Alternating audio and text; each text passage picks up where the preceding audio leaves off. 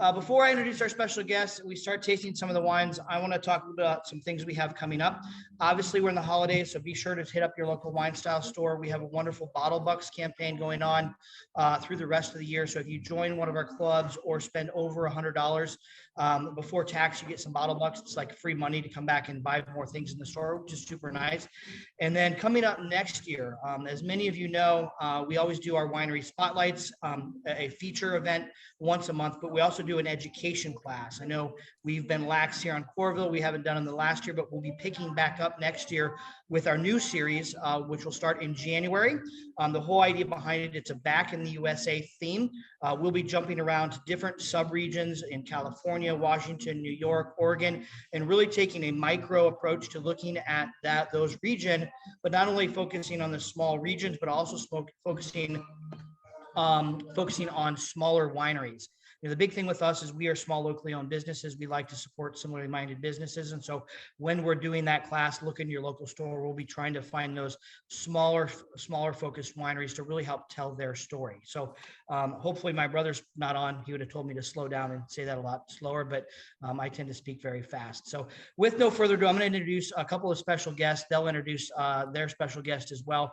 But every year we try to do a port tasting in December. Usually they're more open-ended tastings. This became available to us. So not only do we get a wonderful education about port and have some different ports, but we get to hear the story of a wonderful winery and taste a bunch of their different wines across their full spectrum. This is a partnership that we've had for a very long time with Ventus. We have three folks on for Ventus. We have Anthony, Megan, and Anthony. They've been huge partners with us. I would say over the last 3 or 4 years, we've probably done 6 or 7 different winery spotlights with them. We've used them for club. We've done different education classes where we featured their wine because their portfolio is wonderful. They have a lot of different wines in there. So they're pretty awesome. So I'm going to hand it over to Anthony and Megan, whoever wants to introduce Anthony, because you know a hell of a lot more about him than I do. That way you can introduce him, and then we can pause and start talking about the wines. And more importantly, start drinking, I think is the important part. I'll put myself on mute.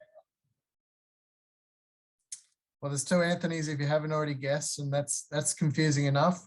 Try understanding both of them with accents is another thing. But Anthony Cohen, not Anthony Hendry, is the star of the show tonight.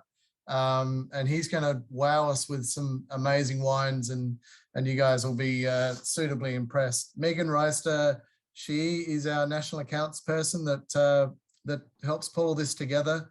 And without her, we couldn't get all the states in line. So it's a really but Anthony Hendry does the bulk of the work. So thank you for that. it's a big link of chains, and hopefully we get it all together in one hit. So I don't want to waste any more time because Anthony Cohen is more interesting than me talking about Anthony Cohen. So over to you, Anthony Cohen. Thanks, Anthony's.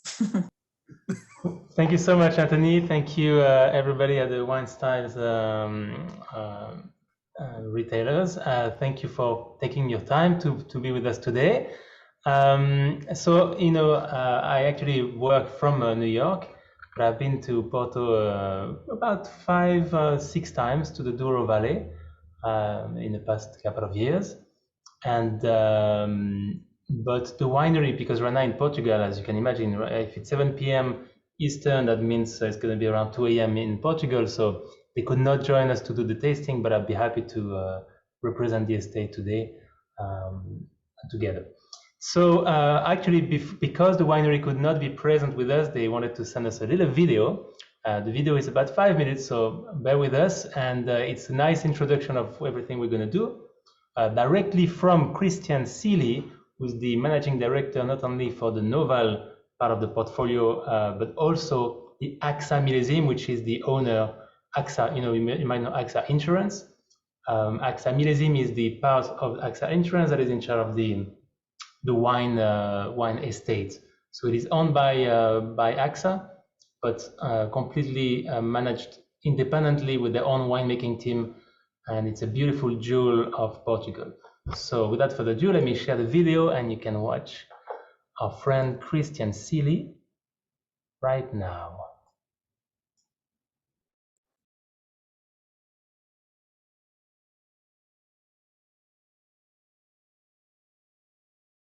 Good evening, everybody. I hope that you're going to enjoy this Quinta Do Noval tasting this evening. You've got a great lineup which represents the various styles of wine we make at this wonderful vineyard. Just a few quick words about Quinta Do Noval.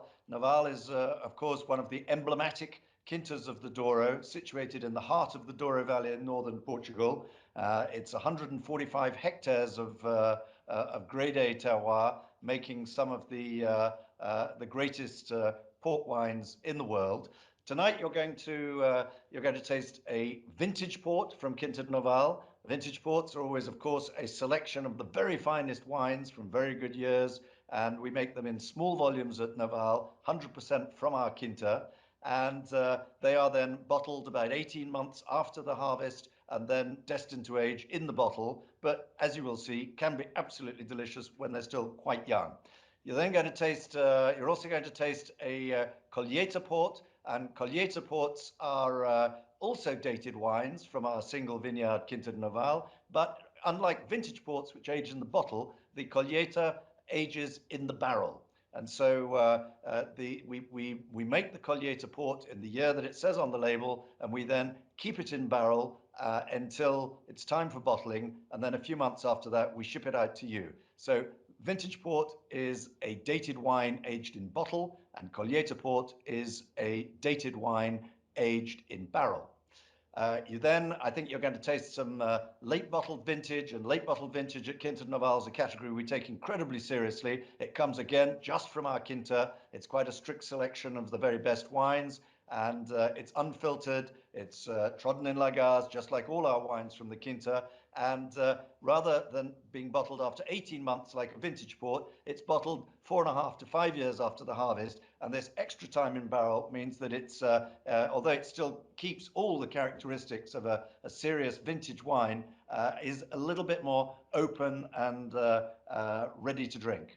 And you have also a 10-year-old Tawny tonight. A 10-year-old Tawny is a wine aged in barrel like the Callieta, but unlike the Callieta, it's not just from 1 year, it's a blend of wines with an average age of 10 years. But by the time the wine's been aging in barrel for 10 years, it will have acquired these wonderful tawny, this wonderful tawny color and these wonderful nutty characteristics, so typical of great tawny ports. And you're also going to taste the Noval Black, which is the perhaps the entry level in the context of this tasting, but which is also a very serious port wine. What we try to do with Noval Black is concentrate on making the purest, freshest fruit that you can taste in a glass of port with no complications. You don't need to decant this wine. You don't need to worry about sediment.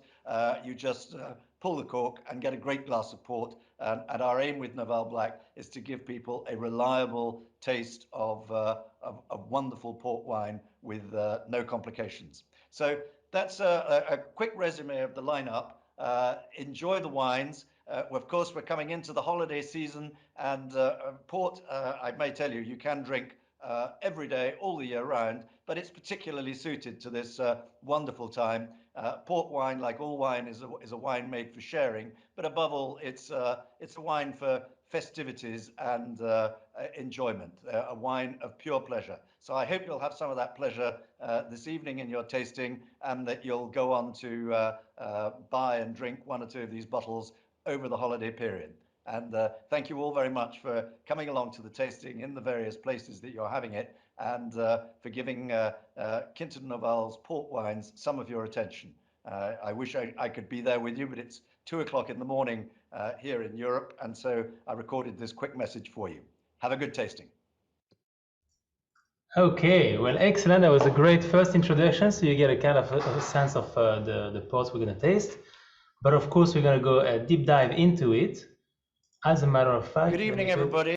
Let me go to the next slide. Okay, so you know, when we do these kind of tastings, we want to taste right away, and we should taste right away. So you know, if you want to pour the first port and sip it as we go through a bit of the history or understanding the region, the more we, you know, I like to see knowledge and education in a way that the more you grasp the place, what they're trying to do, the philosophy, then you can connect more to the tasting. You can really understand when you taste, it will taste different. If you taste now and if you taste after we talk about it, you'll see how it's incredible how you get these different things.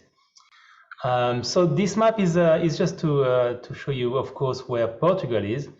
This is France, as you could imagine. I can't hide it for too long. I am actually French. Nobody is perfect, but so actually, I'm from the south of France, right here, Languedoc-Roussillon, and right here is the Pyrenees mountain, which is the natural border between France and Spain, and Portugal is that beautiful land right here. So here is the Mediterranean Sea, and here is the Atlantic Ocean, of course. So Portugal, the Douro Valley is actually located right here. It's this whole portion here.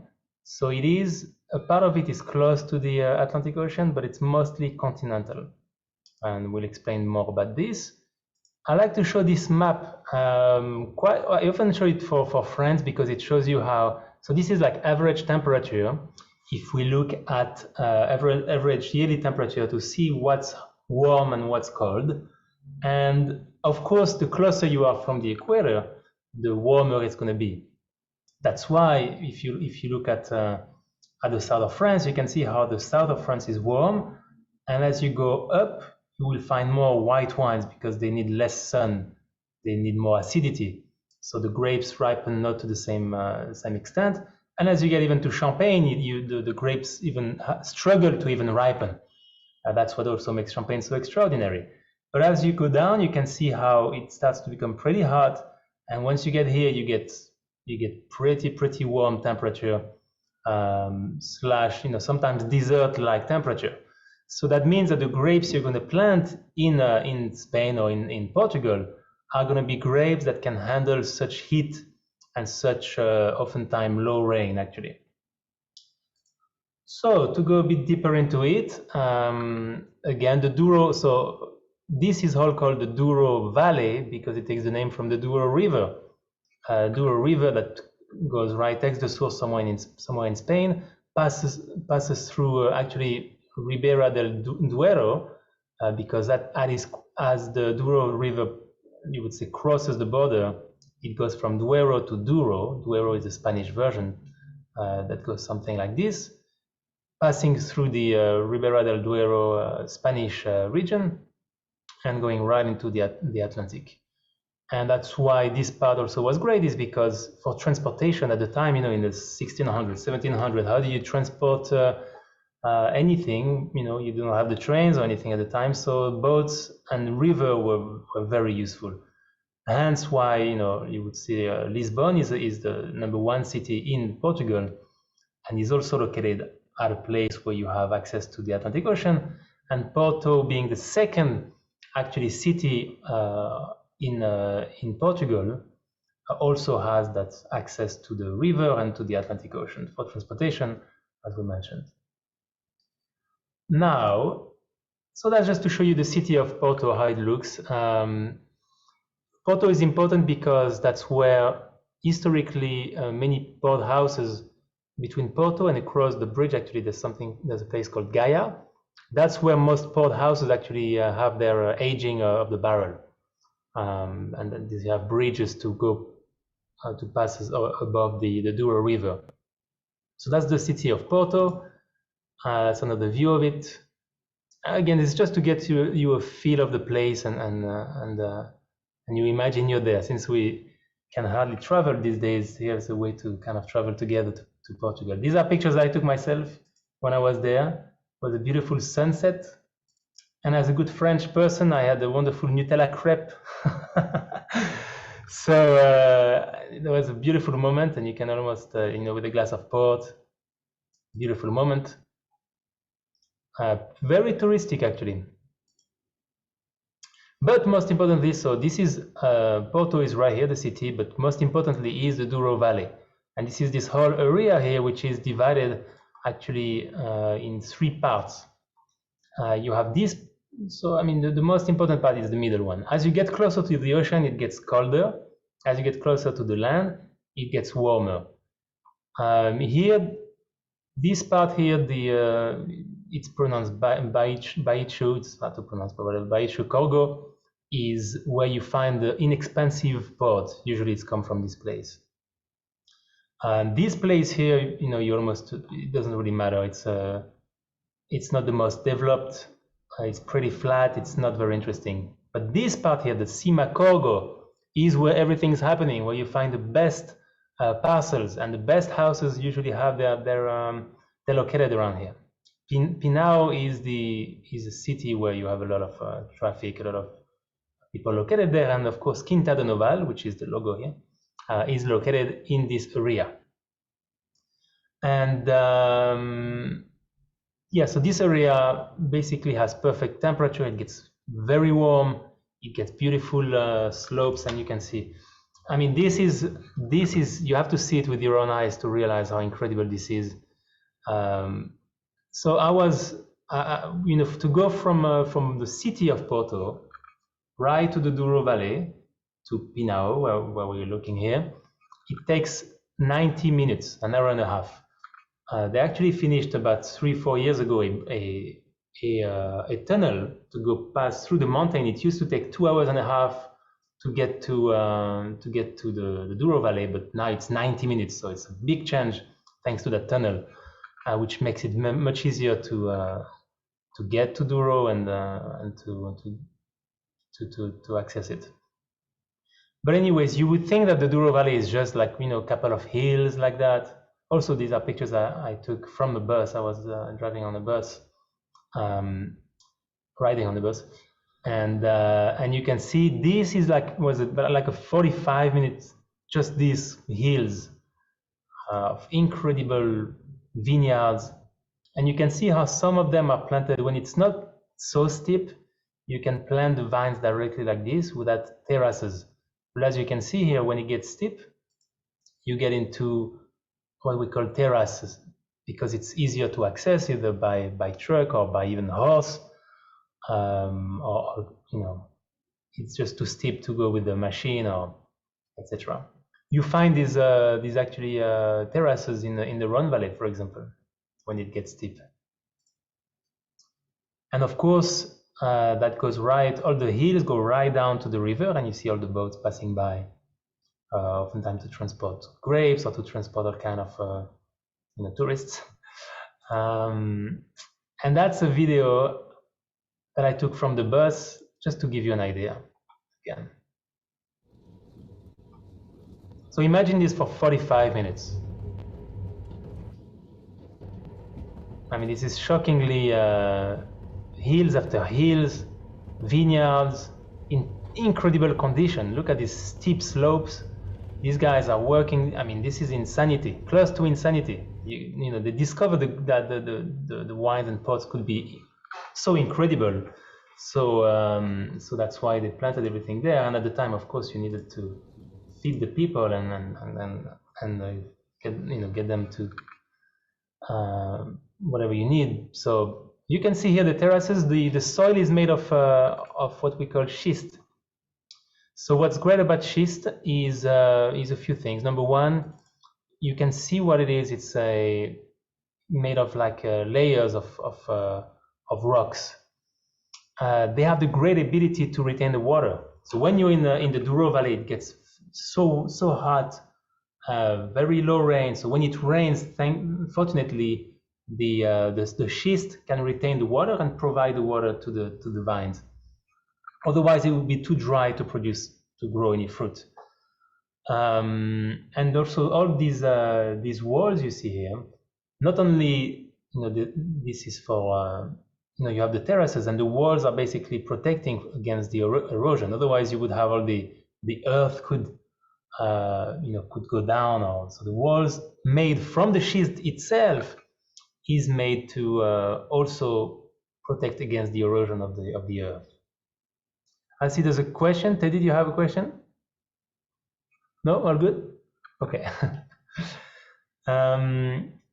What else? Actually, Anthony, real quick, Anthony, I know many of our stores are having the first wine. Maybe kind of talk about that, and then transition us into the second wine as well, as we're going along. Absolutely, yes. Absolutely. So The first one you're having, it's called Noval Black. So the idea in let me see if I can find a picture of Noval Black.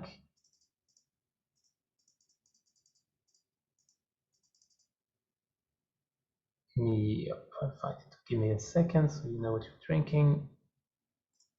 Okay. So that's Noval Black. You see the bottle, and the idea here is basically a port can have so many different style and many different quality level. Once you get to what we call ruby, you can have a vintage port, which is a ruby, the best ruby port you can have, and you can also find entry level rubies. So Noval Black is the entry level. It was launched in 2010, so it's a very kind of recent project. Because port is kind of a traditional world where you have the young drinker, the people who get into the 21, 25, they don't drink necessarily a lot of port. So Noval Black is to kind of talk to this crowd, and also of course to us who love port and could drink it every day. The idea is to have a young port which is fresh, gives brightness. Bright freshness. There's no oxidation, while you will see with the other ones there's great oxidation.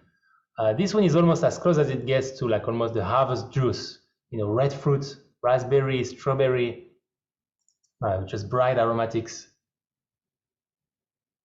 And because it is a blend of 2-3 years old pours that they blend together, so they're very young port, they don't get a lot of aging. And the idea is that every year they kind of try to reproduce that exact same style. If it was all from the same year, it will be difficult to have the same style every year because it will be too dependent on the vintage.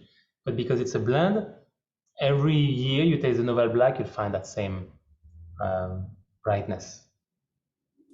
And don't be afraid to put a little bit of chill on this wine. If you've got a nice peppered steak, this wine just loves food. This is a robust red wine, as Anthony mentioned. It's a young red wine. It's robust. It's a little bit heavy on the alcohol, but that just means you drink a little bit less and savor it with things like a peppered steak. If you go to our website, you can see there's a number of cocktails that you can make with this wine, which are really, really nice for the holiday season. If you've got some friends coming over and you want to do something a little bit different, you can make a port cocktail with Noval Black, and they're really, really delicious, the ones that we've got on the website. Absolutely, and actually, you were saying you can have this kind of port with dark chocolate. Simply, as you pointed out, having it chilled. This is actually the one you would drink at much colder temperature. You would think like 46 degree Fahrenheit would be fantastic. And many people do cocktail with it. Some ideas of cocktail. The New York Sour is one of them that we can use with it. Or simply on the rock with mint leaf, like a twist of lemon or lime. This is just absolutely delightful. I'm looking forward to the next one. The next one is my personal favorite. Yes. So the next one, since we can move to the next one. This is what we call. Let me find a picture so you can see. Okay, it's late bottled vintage, otherwise called LBV. So the concept with LBV is you would think that historically, when you do a vintage port, which is the greatest port, most concentrated port, which is also a ruby style, just like Noval Black, you would age it in a big barrel for about 18 months to 24 months.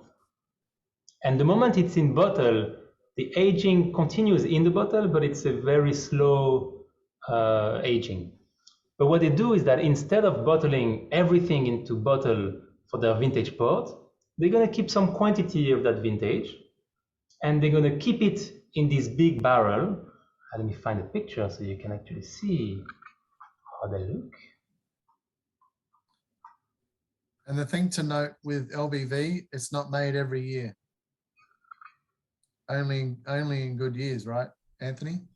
It is made in good years, though recently, same with the vintage port, Noval has decided to almost do it every year. Yeah. But it's about 14% of the entire production, so it's not a large production. You can see here the barrel where they are. So because they are kept in barrel, for example, the one we're having is, I believe, 2014 vintage, which was released, let's say, in 2020, more or less. So if you do the math, it's about six years in these barrels until it was bottled. So the fact that it stays in the barrel, this is what we call a microoxid oxygenation, where the wine in the barrel will continue to age at a faster pace than if it was already bottled fast. That's why it's called late bottled vintage, because it is bottled after some aging in the barrel. What it does is that a few things. Number one, it allows you to taste the vintage before you will be ready to taste the vintage port. Because vintage port, they're so concentrated, and you will see it when we taste the 2018, they're so concentrated that when they're young, you can still drink them as they're young, but they're a bit harsh, a bit too concentrated. But when you have the LBV, it's beautiful because the tannins have softened a bit thanks to the aging in barrel, and it had a bit of oxidation, just enough to make it mature more quickly. So it will be right in between a ruby entry level like Noval Black and the vintage pot, you would say. It's kind of that sweet spot in the middle. This is unfiltered, so these are quite interesting. When you have a unfiltered, it means that before being bottled, it was not, there was a little filtration, but not with a filter that is very, meaning you still have a lot of sediments. Not necessarily when it's young right now. 2014 is still very young, so you won't have a lot of sediments right now. But if you would wait 5-10 years, which you can wait many years with this kind of port, you could actually find sediments at the bottom, which is a natural deposit of grape and skin or tannins that you will find.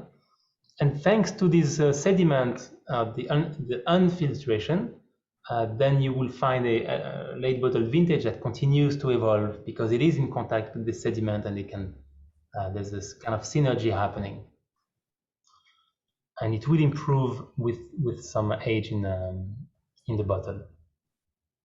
Anthony, while people are enjoying the late bottled vintage, I know we sort of skipped forward so people could start drinking. Can you just talk a couple of things about what makes Quinta Do Noval so special as a producer? Absolutely. So Quinta Do Noval, few things, and actually for that, let me find the slide where you can see. Okay, so that's kind of the gate where you can see this is their entire team.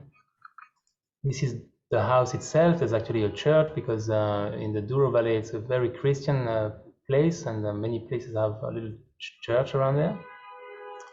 And the house itself of Quinta Do Noval is right here. And all these vineyards, these are all belonging to Quinta Do Noval, and it is called Quinta Do Noval takes the name from the vineyard itself, which is a big difference when you talk about, the other port houses. They are usually named after British or even German or Dutch families, and the Grahams, the Taylor. All of these were from English families, but Quinta Do Noval is named after the vineyard because it is such a unique place, and it's a very small place. It's only 2% production of the entire Douro Valley. Some of these houses that I named, they own 20 or 25% of the entire production. So Noval is extremely small, and it was only so. From 1715, this is when you find the first trace of the Quinta Do Noval name. There were some vineyards at the time, not as large as it is today. but still some vineyards. Right after the phylloxera crisis, which happened around the end of the 1800s, a Portuguese family purchased the estate, and they really did an incredible job by replanting a lot of the vineyards and to bring Noval to very high level. As a matter of fact, this parcel that you can see here, you might see it. Yeah, all these parcels here, these are from vines that were pre-phylloxera. They were not affected. It's kind of a miracle that this area right here and a bit below is what we call the Nationale cuvée, and it was not affected by phylloxera, so they are ungrafted vines.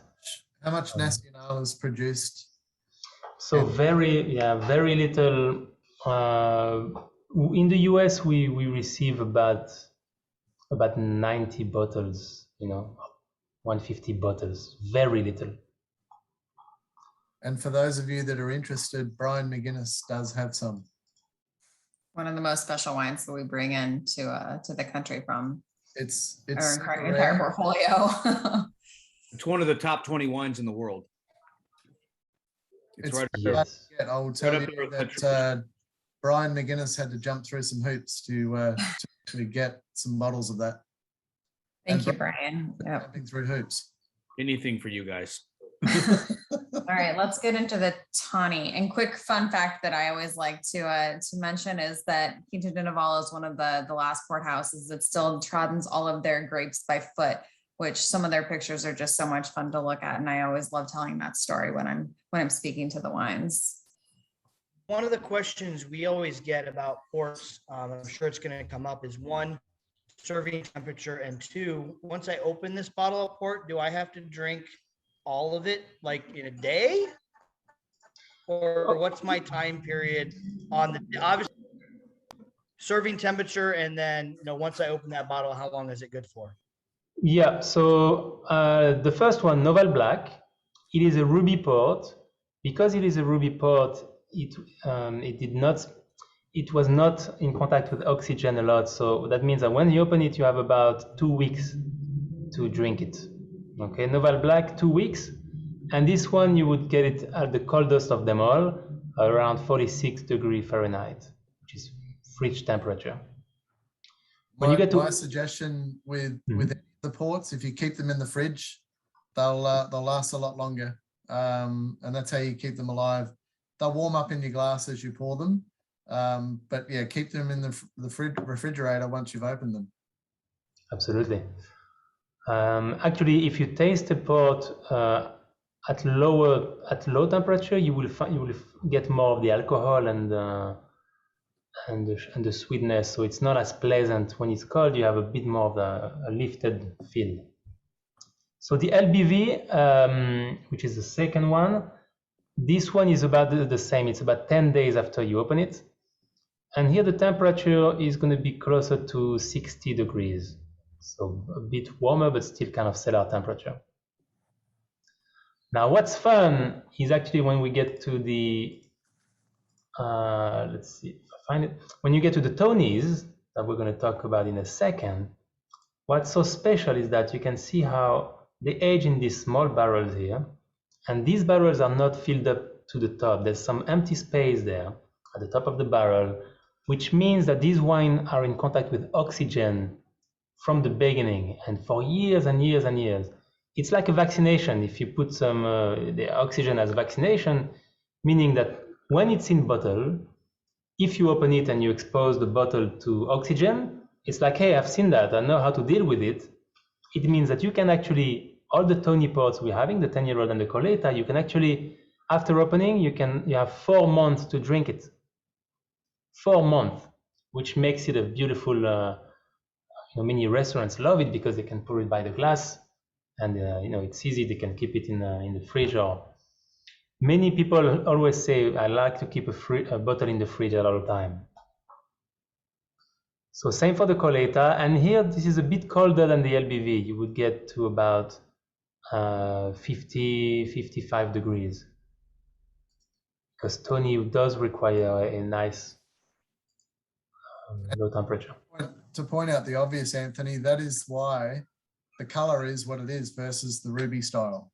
So the ruby is a young, fresh style, almost a bold red wine, versus the tawny style where we've encouraged the oxidation process. And it happens to all wines when they're oxidized, they start to brown off. Like when you cut an apple open and it starts to brown off, it becomes aldehydic. And that's exactly what we're encouraging with the tawny style. That interaction with the oxygen in the barrel creates those rancio characters that we're actually looking for in the wine. Yes, actually these barrels here, this is for the ruby port, ruby style, they call tonneis, and they are different sizes between 6,000 liters and 15,000 liters. And these are 20, 30 years old. There's no new oak. So the idea, none of those are new oak. Actually, these barrels here are closer to 100 years old. They have a whole library of small barrels of different vintages, different grapes, big library of they have 5 million liters of, if you combine all these barrels together. So here, this is for the rubies. There's not long aging, as we said, besides for the LBV. But here you're talking very long aging.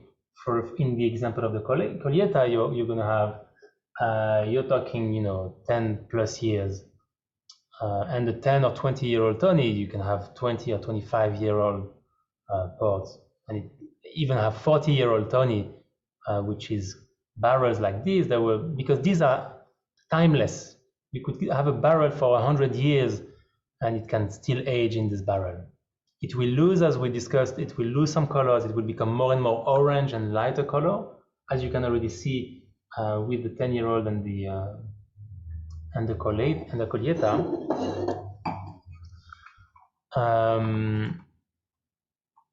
But yeah, so we can talk about the 10-year-old since we're there.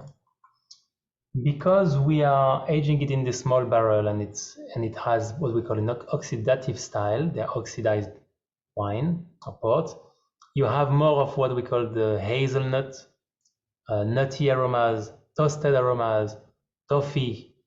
It actually gets more caramelized as you have all the Tonys.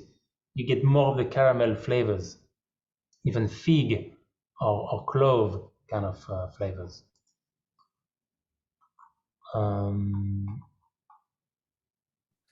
Any comments from the customers about their preference, ruby port versus tawny style? What are we thinking? I'm a tawny man myself. One of the questions we had is, what's the, I know we talked a little bit about the special bottle that Brian has in their store, but what's the oldest wine you have in barrels, or oldest vintage, whether it's an old tawny or an old vintage port that you have still?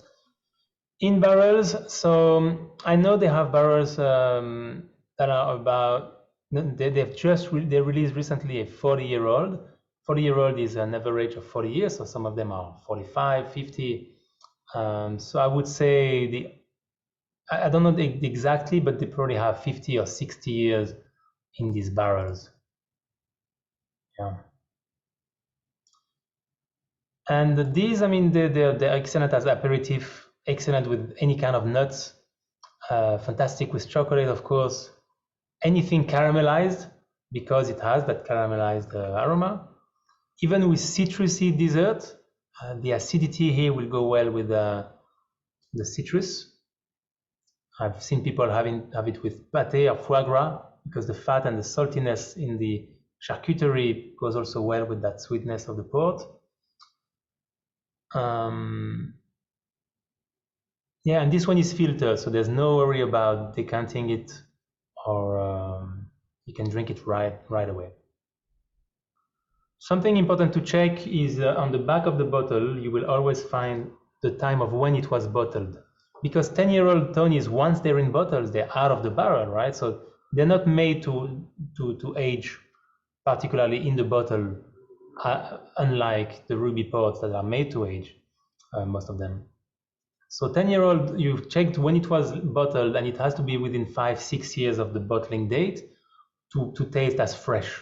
Otherwise, it won't taste as fresh. It'll still be fine, of course, but That's something to keep in mind.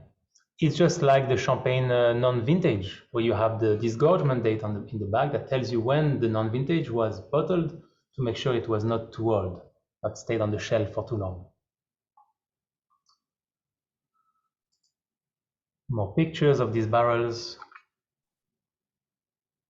Let's move to- One of the other questions I often get is, we get people that obviously understand port, but they make one with the grape varietals that traditionally comprise port.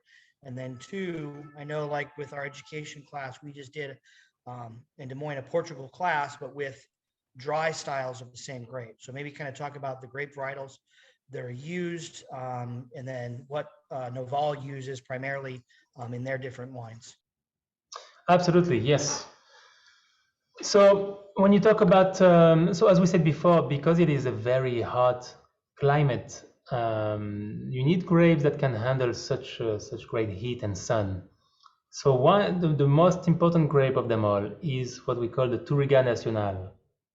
So Turrigan Nationale, makes very small berries with a thick skin, so high concentration, high aromatics. And but beside that, they also have fantastic finesse. That's why they are called noble grapes, because they have that novelty where you can make great wine. And because they're so thick skin and high concentration, that's how you can get the best concentrated port possible. As a matter of fact, Turrigan Nationale is one of the grapes that was just approved to be part of the Bordeaux appellation, because the climate change is happening. It's getting warmer, and in Bordeaux they're like, well, we need to think about, they have Cabernet Sauvignon, Cabernet Franc, but they needed a grape that can sustain such a warm temperature. So they introduced Turrigan Nationale now in Bordeaux, which is much farther north. Other grapes that you find, so of course Quinta Do Noval used mainly Turrigan Nationale as the main grape for the blend, but Porto is almost always blended. You will rarely find a single vineyard when you make port wine. Another grape is Touriga Franca, which is also called Touriga Francesa, depends who you're talking to. And this one is not as noble as the Touriga Nationale, but it's much easier to grow. But when it's blended with the Touriga, with the strength of the Touriga, it's going to add some nice balance, nice freshness to it. It acts almost like, you would say, like a Cabernet Franc with the Cabernet Sauvignon in Bordeaux. So you would say Cabernet Sauvignon is like a Touriga Nationale, and the Touriga Franca would act like the Cabernet Franc to complete the blend. So that's for the port. You want to extract as much as you want, the concentration, the flavors, the power, because when you have port of high sugar, high alcohol, you need that extraction. When you do dry wines, though, it's a bit different, because they're gonna have to be very careful to pick the grape when they're not too ripe. They're gonna preferably use the vineyards that have a north exposition or higher altitude, where the grapes won't be as full of power. Because when you want dry wines, you don't want that same kind of power, and you will want to keep that freshness. As a matter of fact, in Portugal, the dry wines in the few last decades, from in the 80s or before, they didn't know how to make dry wines. They were making wines that were so heavy. And in the 90s, in the 2000 plus years, that's when all the houses decided, hey, dry wines is going to be more and more important. Let's learn how to make it with the best balance, and not to make it with the heavy grape that we use for port. Yeah.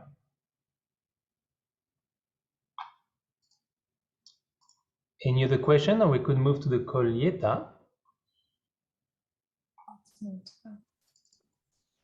I think we're ready for that one. Yep. Okay, Callieta. So Callieta, let me find a picture so you see it. Up.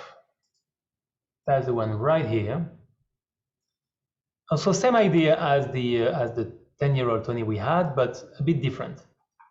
So when you have a 10-year-old, as we said before, 10 means simply it's an average age. It's a blending of different ports from different, you would say, vintage, blended together where the average equal 10. That means that some of them will be 8 or 9-year-old, which means because they're younger, they will add kind of a fresh aromas to the 10-year-old, and some older to give more aging, more complexity.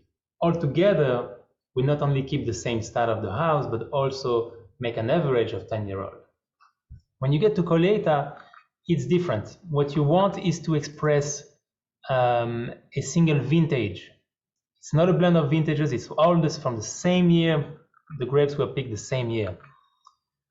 The thing, Callieta is not, in the last 30 years, for example, Noval produced only 6 vintages of Callieta.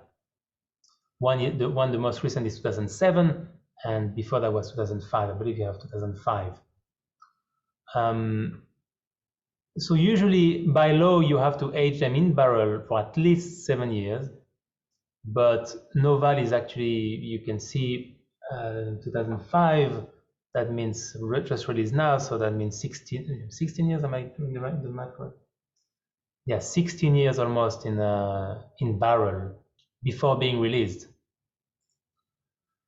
And what I can add here is also, they decided to bottle right now for the, let's say, for the US market, but they kept many barrels from 2007.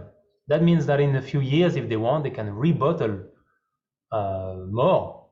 And as we're sending other, they can actually rebottle some. That means they keep evolving in the barrels, as we discussed before. They keep getting the age, but they could be bottled at different time. So same as we said for the 10-year-old, Tony, this, once it's open, you have 4 months to drink it, and you would drink it at around 50 degrees Fahrenheit.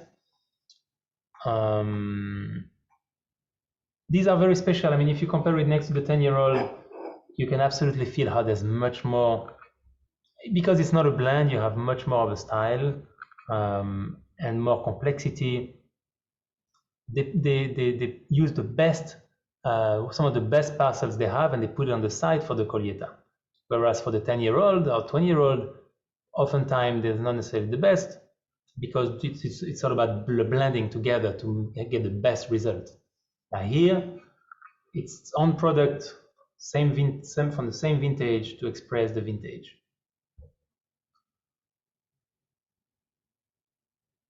You should know, as it stays in the barrel, there is a natural also water evaporation. That means that the sugar will be more concentrated, the alcohol more concentrated, which will make it more sweet. A Tony has more feel of a sweetness than a ruby because of that evaporation of water. 2005 was had a warm winter, which made the growing season to kind of accelerate, which made grapes that had it was very dry, very high temperature. So you can feel here this kind of the sun or the lot of character.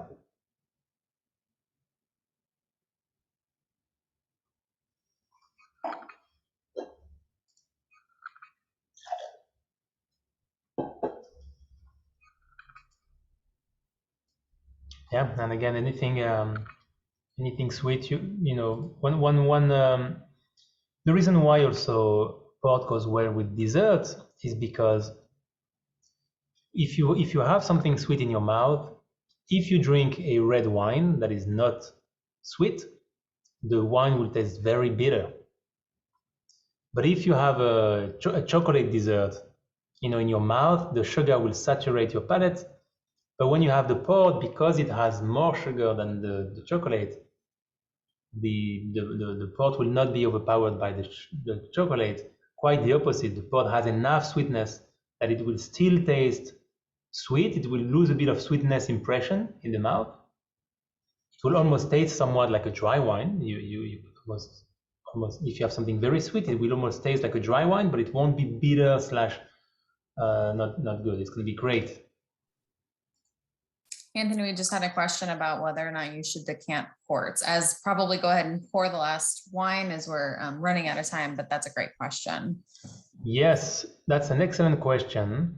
As you can see, yeah, I mean, because there are two reasons to decant, right? The first reason is to remove the sediment. And the second one is because they were so tight in the bottle, it's almost like if you put somebody in a box, when you open the box, it needs to breathe, it needs a bit of time to open up. So definitely it is recommended to, beside Noval Black, because Noval Black is made to be drunk easily, no decanting, no thinking of any sort. Anything else, it is recommended to decant. Of course, the LBV and the vintage port, because they are both unfiltered, after some age, it will have the sediment. So you will definitely want to try to remove the sediment, or at least be careful when you pour it. And the 10-year-old Callieta, as you can actually see in the picture here, definitely also recommended to make it open up a bit, get a bit of oxygen that it's used to, by the way, and it will open up and have more flavor. Absolutely. Okay, last wine is the Vintage Port 2018, which, by the way, was just, I don't know how much stock you have. I hope you do have a bit. It was in the top 100 of the Wine Spectator this year. We had the last few cases that we were very demanded. So Vintage Port is basically the king of port. It's about only 2% of the overall production of port, and usually within the 10-year time frame, you will have 3 vintage declaration. That's usually, and it's almost like in Champagne. All the houses, they look at the quality of the vintage and they will decide almost all together by kind of talking to each other, or even by having a feel of the vintage, to decide to declare it or not. Noval is a bit different, and then we'll talk about it in a second. But just to say first, vintage port is very prestigious in that sense. They're basically, you cannot outlive a vintage port. Any vintage port you have, it will, you'll have to leave this world, and the next person after you will enjoy it. And they're saying they make the port for the next generation. They never make the port for themselves, because it would not have enough age. It does require between 10 and 40 years to really open up, to really start to be very drinkable.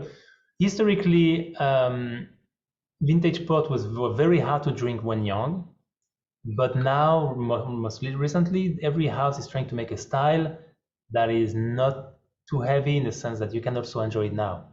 And if you're having now, like I have myself, first of all, you can actually feel here, because Quinta Do Noval is it's a one single vineyard with one, it has a terroir feel, and you can actually, when you smell it, you can feel that you're in the terroir. You see you feel the olives, you feel the dried herbs, beautiful.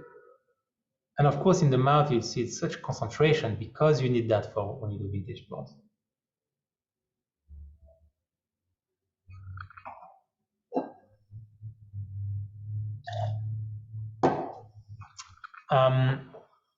So in the last few years, the vintages that were declared, one of them was 2000.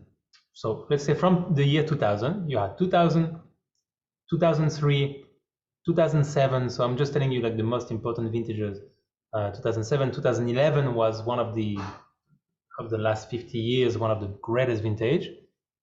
More recently, you had 2016 that was generally declared. And very uniquely, 2017, so right after the two consecutive years, all the houses decided to actually declare, which is very unique to have 2 years in a row. But after 2017, Quinta Do Noval, because they're such a small producer, and when you're a small producer, you can allow yourself to be a bit more eccentric, or to be creative, or to kind of do whatever you want. So what they decided is to do from 2011 vintage, on every year they're going to take their best parcel they have, best wine, and they will indeed have a vintage port, which is quite unique. Because they're saying they would feel bad if they know a parcel is vintage port quality and they're not putting it for vintage port. They would think it makes no sense. When if you have a big houses, it will have more implication. But because they're small, they're like, hey, we do like 2,000 cases max. So it's no big deal if we declare it and everybody else does not. So these on the picture you can see, because it is a ruby port, they are aged for 18 months in this barrel, again of different size, between 6,000 and 15,000 liters.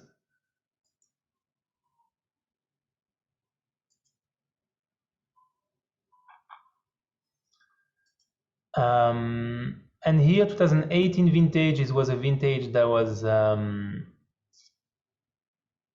it had a very it was very wet, like it got a lot of rain, and because of the rain it impacted the flowering. When there's very heavy rain, you have the flowering is affected, that makes it low yield.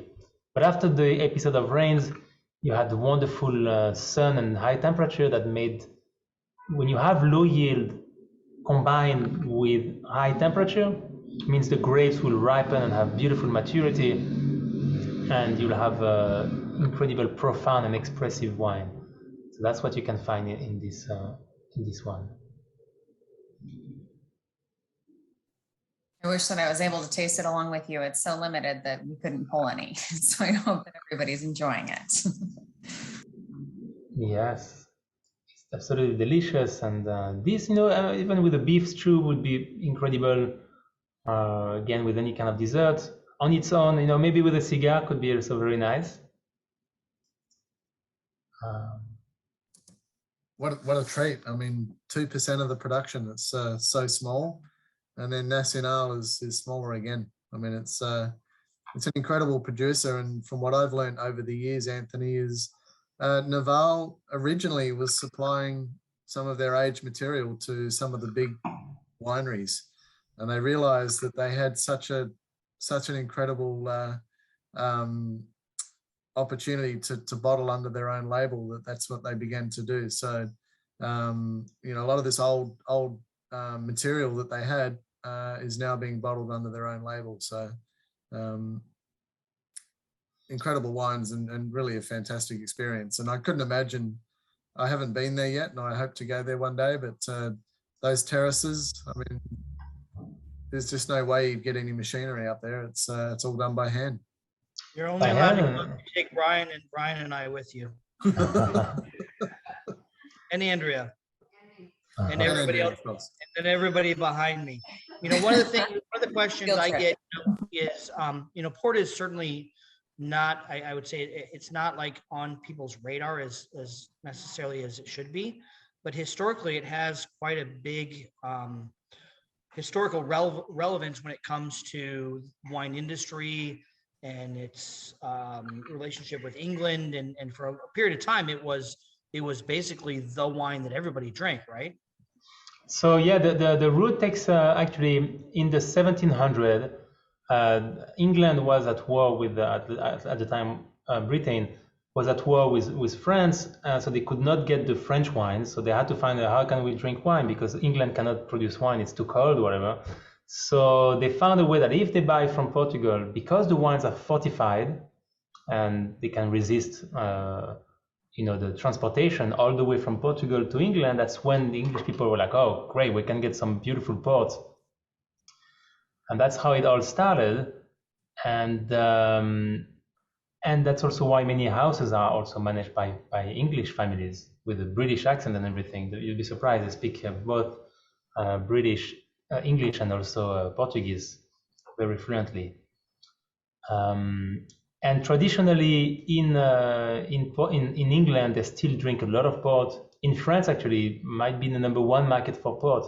You'll be surprised. We drink a lot of port for aperitif or after dinner, extremely popular. Really interesting. I mean, one of the reasons why they use brandy spirit to fortify the wine is because they made table wine, but because of the shipping wasn't as I guess the technology wasn't as good as what it is today.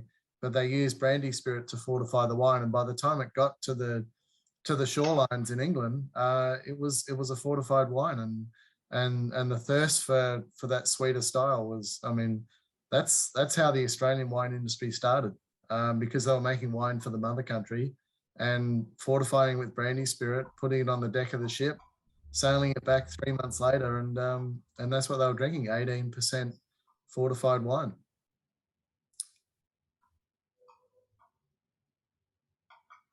Yeah, so definitely for the wine geeks, you would say Port has a special place in our heart for many reasons. Number one, it's insanity that no one knows, not many people know about these incredible vineyards and the amount of work that these people, I mean, this is all harvested by hand. They're not even accessible by truck. They're just working with these 45 pounds, boxes of grapes. Smiles on their face. with smiles, and they even sort by hand. Every grape is looked at, make sure they keep the best. They carry this again, laughing around. Look at these people, and then they're dancing after the harvest when the harvest is over. But after the harvest, they have to continue to look at that, to stomp. They have this granite. They call it lagares, where they stomp with their feet the grapes to go from grapes to a more liquid form, and it's a gentle crushing. That's why by machine, they have also the pits inside the grapes that if you crush it, it gets a lot of bitterness or even oil bitterness into it. But by foot, it crushes the grape very nicely, gently. I've done it actually myself. It was quite a very interesting, strange feeling. You also have some stems, so you're working on like weird kind of, very interesting, and it gets a bit warm because the fermentation starts happening also, and fermentation is right, rises the temperature a bit, so it's a warm, very interesting feeling, and it's a camaraderie. It's very fun to have everybody.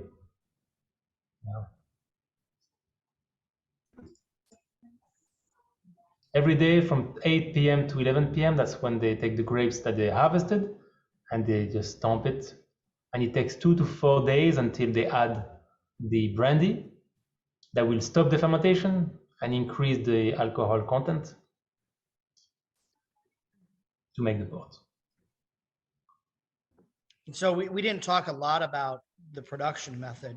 The fact, I mean, we've mentioned it many times that they add brandy, but once the wine reaches a certain alcohol percentage, the yeast dies. And so they add brandy to arrest the fermentation, which retains some of the sugar. And they're not adding sugar to the wine. It's a natural sugar that's in the wine when they add the brandy that arrests the fermentation, that results in what we have. Exactly, 100% natural sugar directly from the grapes. So you would say, yeah, the wine that is, it's about 6% alcohol, and then when they add the brandy, it rises up to 20%. And the alcohol kills everything, kills the bacteria, kills the yeast, stops the yeast from fermenting, as you're saying. And it's a neutral brandy, meaning there's no flavor. It's just to give, the strength and the alcohol and to stop the fermentation. Absolutely. Well, I will say this is quite an amazing experience. I mean, like I said, I tend to favor the tawnies a little bit more myself, but we have folks that love the late bottle vintage, that love the vintage port. I mean, this is quite an experience. You don't often get the ability to taste a lineup like these of ports with having all the different styles, with the vintage port, with the Callieta, with everything that's quite amazing. Brian asked a question, how long before they pull the juice from the skins during the process? Yeah, so as soon as they add the brandy, they also they don't have unlimited lagares of this so they would remove They do a first racking of the juice after the addition of the brandy. So pretty fast. Perfect. Well, barring any other questions, I want to give my thanks to the folks at Vintage, the two Anthony's and Megan. This is an amazing experience. I think this was one of the ones that you guys proposed to us when we were talking about, hey, let's do some spotlights, and we said, hey, let's do a port tasting. And I said, can we pull together 5-6 wines to do an actual tasting? And then they said, yeah, we'll do a Quinita and a vintage port to go along with the other ones. And I think you had me there. So this is an amazing experience to be able to do this. Like everybody said, certainly in the time of the year that we are, these are great wines to have. But like any other wine, I love to drink them all year long. So I have some leftover wines. I'm trying to figure out which ones I'm gonna leave at the store, which ones I'm going to take home with me, probably all of them. But everybody behind is like, no, we want to try them again, or come in tomorrow and have them in a rerun tasting. But we'll figure out a great way to redo them again. Anthony Henry, Megan, Anthony Cohen, thanks for the time. Everybody that's on, like I said, we appreciate your time. We appreciate you guys being loyal customers. I know we have folks on from Omaha, from Chicago. The stores in the Des Moines area, I think, are safe. Hopefully, I've been texting my wife throughout this, and I think the storm has passed them by. So hopefully things are going well. But they can look forward to trying these again tomorrow throughout the tasting as well.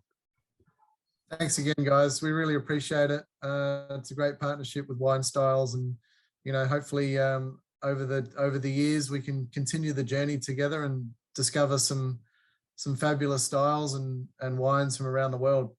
We love presenting them. That's what we enjoy the most, and getting to the coalface and talking to your customers is really where it's at. So we appreciate being invited to present on your screen, and hopefully one day we'll be live in person.